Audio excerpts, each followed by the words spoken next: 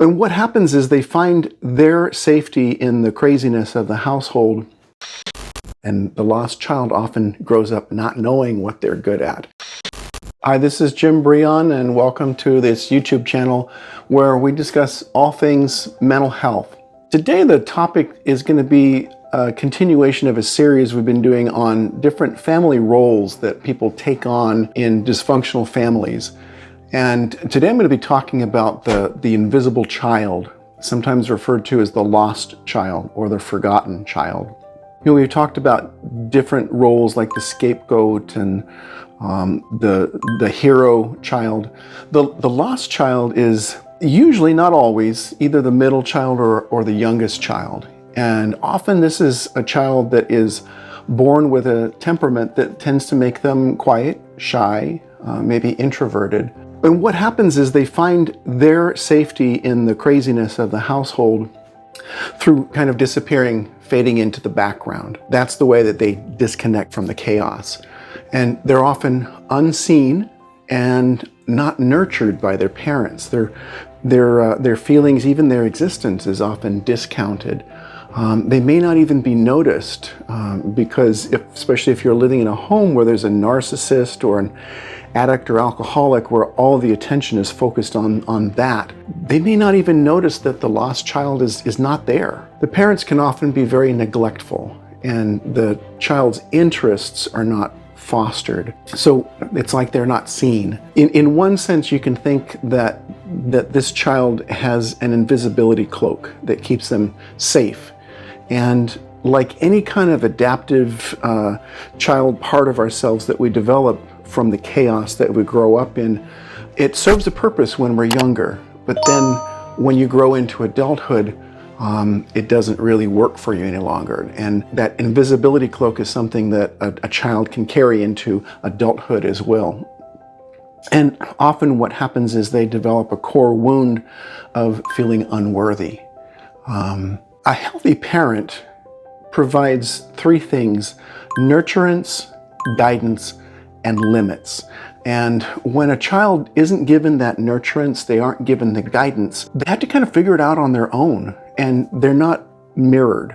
Children need to be mirrored in order to learn what their strengths are, what they're good at, and the lost child often grows up not knowing what they're good at.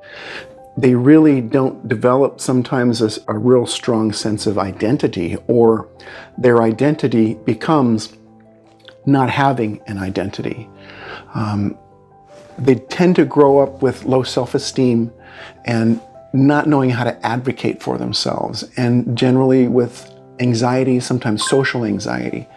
They want to be noticed, but it's very scary to be noticed. So they might struggle as an adult with their need to be seen. And if they feel unworthy and flawed, they may need to feel like they need to prove their worthiness all the time.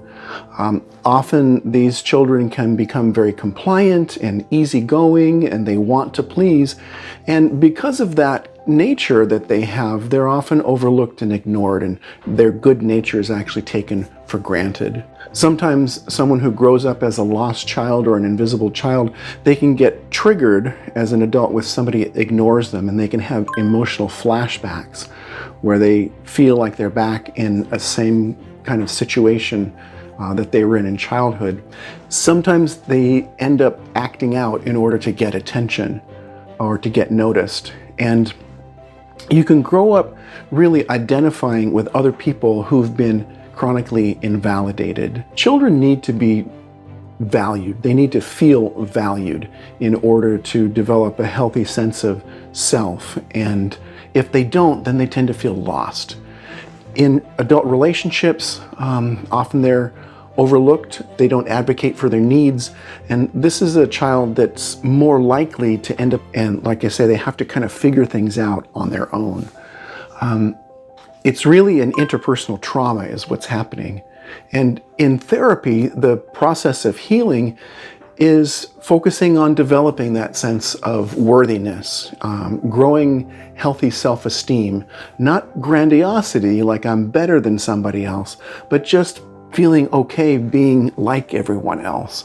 And it's really a process of reparenting yourself, reparenting the stifled development of the self. So you learn how to understand and express your emotions, how to deal with loneliness, because sometimes this child can grow up to become a chameleon, a shapeshifter, codependent. They'll do whatever they have to, whatever they think other people need to hear. And one of the benefits for the toxic family is that this child actually helps the family look, quote unquote, normal. This child grows up generally not having an opinion, not voicing an opinion. They can be temperamentally quiet, artistic, very agreeable. Sometimes they develop a real sense of self-sufficiency, and they can be conflict avoidant as well. Some of the core wounds besides that unworthiness is learning how to trust people and feel close to other people. Often this child can grow up as an adult struggling with depression and maybe even suicidal ideation. Sometimes they can retreat into a fantasy world, inside their own mind. And in extreme cases, that can start to look like dissociation, like checking out. In school, these children, not in all situations, but they tend to look like the child that sits in the back of the classroom and doesn't ask questions. They really need to be heard, but they're scared. And sometimes they feel intense shame. Because if you think about it, this is a child like all the other children that grows up in a narcissistic family that's really much like a cult. So the healing process often includes learning how to claim your space on earth, how to develop righteous anger, and how to communicate that, and how to discover your power in the process. It involves learning how to cope with the unfairness of it all, because it is unfair. And it's unfair that you have to heal yourself as an adult. And that is the process. And hopefully, if you're able to work through this process, you actually discover your wholeness, and you end up reparenting yourself. The hard part about it is that the injuries to the heart and the soul are also invisible to people. That's sort of a snapshot of what we think of as the lost child, or the invisible child, or the forgotten child. And I'm curious to hear from other people if some of this resonates with you, if you recognize some of this. Love to hear what your thoughts are, if you want to put something in the comments. And I encourage you to like and subscribe to the videos, sign up for notifications so we can let you know when more is coming out, and look forward to talking with you later.